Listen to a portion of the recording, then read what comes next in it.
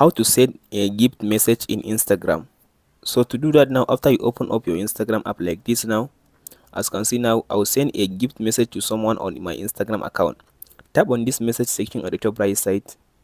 After you open the message section, now go ahead and search for the person, or tap on the person from your messages list. So I'll send a message. I'll send this to this person. After you select the person like this, now tap on this plus button at the bottom right side. So now tap on this stickers.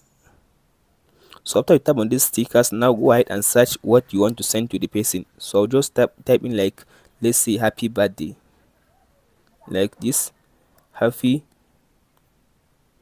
birthday. So after you type happy birthday like this, as you can see, now it will gives you different, as you can see now, different stickers. You choose among this one. So let's say now I want to send him this person, this one or this one. So select it. So after, as you can see now, after I select the sticker message, as you can see now, it's saved. It send this gift message to this person. So you can go ahead and choose anything or search anything that you want to send.